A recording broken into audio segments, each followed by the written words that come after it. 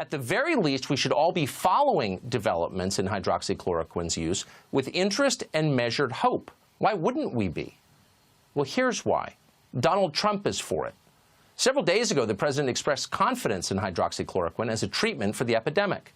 That was it for the media. If Trump is for it, they're against it, even if it might save American lives. What reactive children they are. And they immediately began a sustained push to discredit the drug long before the clinical results were in. CNN ran a story accusing the president of, quote, peddling unsubstantiated hope in dark times. NBC News parroted the line, blasting Trump for selling, quote, false hope.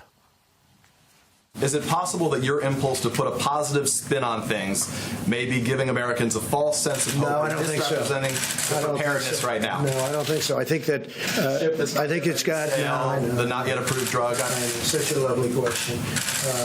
Look, it may work and it may not work, and I agree with the doctor what he said. May work, may not work. I feel good about it. Well, in the midst of this propaganda blitz, a man in Arizona died after eating fish tank cleaner that contained chloroquine as an ingredient, and that was it. Suddenly, the president himself had all but murdered this poor guy with some quack medical cure called chloroquine. Here was CNN's description of it. A game changer. That is how President Trump describes the anti-malarial drug chloroquine. It's now one of 69 drugs being investigated as potential treatment against coronavirus. The problem, it has not yet been approved. And in Arizona, one man has died after an apparent attempt to self-medicate with that drug. So during the course of that segment, by the way, CNN never mentioned that the man ate aquarium cleaner and not medicine.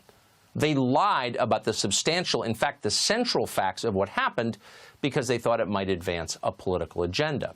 Then they informed viewers that Trump was also killing people in Nigeria.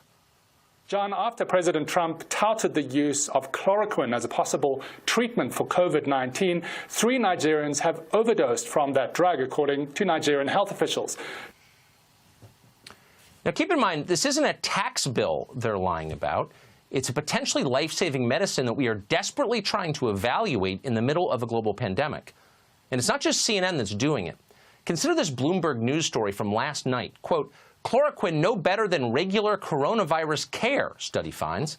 That was the headline. And it sounds definitive. Why are we wasting our time with this crap? It doesn't work.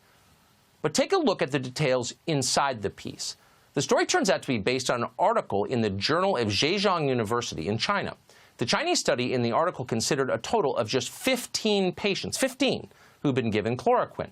It seems like an awfully small sample for a legitimate study.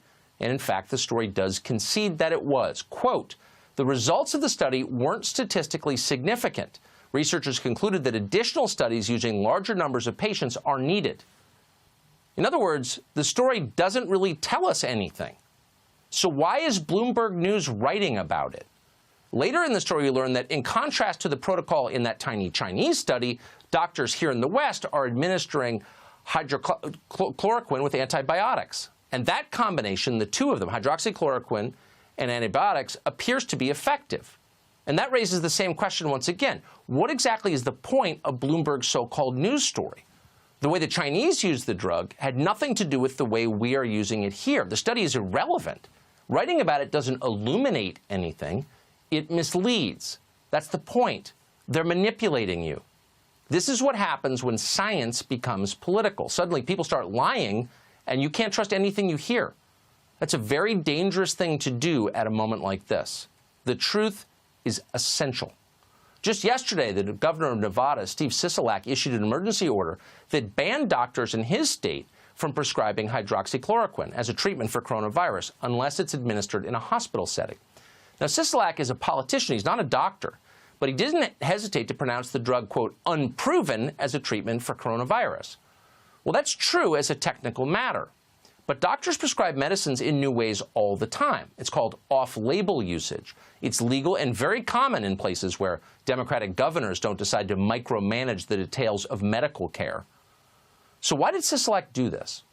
His statement suggested that hydroxychloroquine was somehow a threat to public health. But the real reason was likely the opposite of that. The governor was afraid of running out of it. Pharmacists across the country have reported a large increase in requests for the drug. Some of the requests have come from doctors who appear to be stockpiling it for themselves and for their families. This resulted in shortages. That is a problem, and it's a problem for a number of reasons, including because the drug is also used to treat chronic diseases like lupus and rheumatoid arthritis. But there's one thing that it does prove conclusively. Donald Trump is not the only person who thinks hydroxychloroquine might be effective. A lot of practicing physicians think so too. Our leaders should be clear about that. And yet many of them are lying about it at a time when we are desperate for the truth. The thing we need above all is the truth.